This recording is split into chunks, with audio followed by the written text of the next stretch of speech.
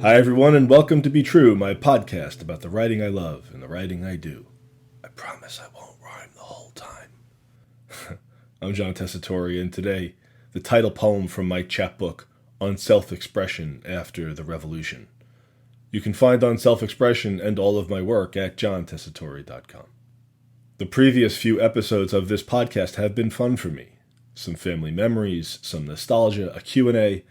Great stuff from my point of view, fun. But if you've been paying attention to the world outside, this remains a very difficult time to be a thinking human. Also, a difficult time if you're a writer who tries to be engaged in the struggle, however defined. And I want to be that kind of writer. Not every writer needs to be engaged in the struggle, however defined. Many, maybe most, address other concerns: personal, scientific, fantasy, escape, erotica. I love aspects of all of these and pick from them from time to time, but I do want my writing to be engaged in the struggle, however defined. I made a commitment to the humanistic endeavor a long time ago, and I'd like to honor it to the end.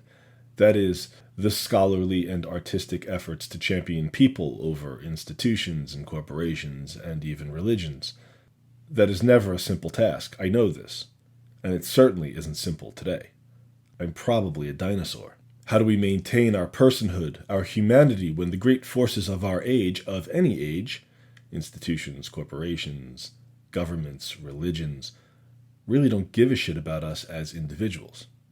How do we stand up to power, meaningfully, when power is everywhere and closing in? And how do we make an authentic show of our dissent when our culture, and American culture in particular, absorbs everything, including street protest and violence and rebellion, in its thirst to make a buck? And, most depressing to me, what chance does a meager writer of poems have in that kind of environment? A while back, I visited a special exhibit at the Hirshhorn Museum in Washington, D.C. It was a show of photographic art by Chinese artists after the uprising at Tiananmen Square in 1989. That is, it was art made after the attempted revolution, during the crackdown on democratic fervor. Here's what struck me. Stripped of most forms of personal agency by a totalitarian government, those artists used whatever they had left to make their protest art. Most often, they used themselves, their own bodies, their identities, their families, their personhood. When they had nothing else, they made angry art with themselves. I found that so inspiring and important and appropriate, so right. Shortly afterwards, I wrote the following poem, On Self-Expression After the Revolution. I've hesitated to read it on this podcast because it's a little long, but I'm going to read it now and say very little about it when it's over.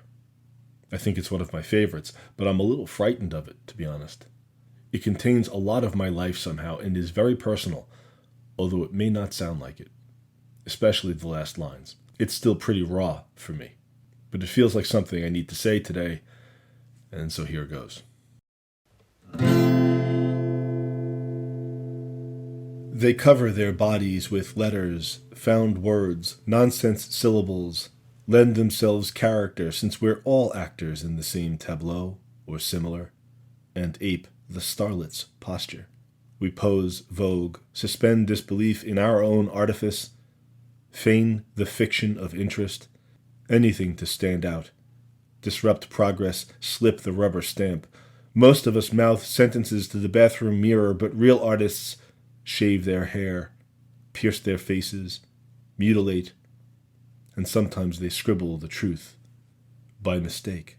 In passing, tracing a background sound overheard as the limbs are being severed, piled, left to rot at the border, as the rubble of culture rises and sets with the sun, as the beer can, cigarette butt, chewing gum debris of desire are spread like a banner, so carefully arranged across barbed wire, as if they were the relics of a carefree past and fetishes of a glutted future.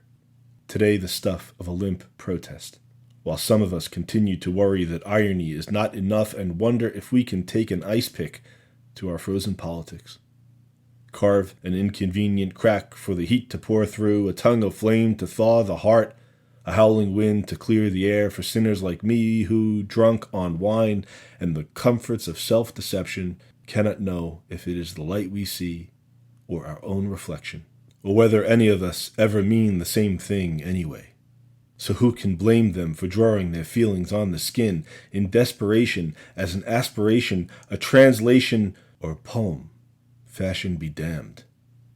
Or me as I write every morning to find a language for the static, a form for all the noise, my Pentecost on command.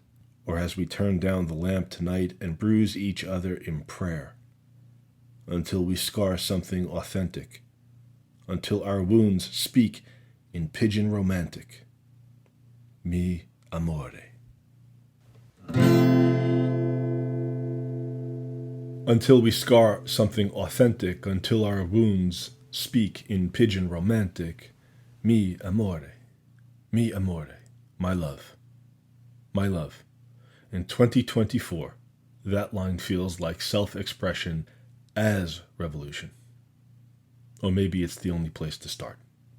And so, in the hope that you scar something authentic sometime and thereby claim your personhood, this is John Tessitore concluding another installment of Be True. If you've listened this long, thank you. You can find all of my work, including on self-expression after the revolution, at johntessitore.com. But first, seek out some post-Tiananmen Chinese photography. The Hirshhorn exhibit I mentioned earlier was called The Window Suddenly Opens, and you can see some highlights online on the Hirshhorn website. Special thanks to me for today's theme music, which I call F-Chord. Maybe we'll talk again, and if you enjoyed this little podcast, leave some stars or a review and tell your friends. In the meantime, I gotta feed the dog. All right, Luna, I'm coming.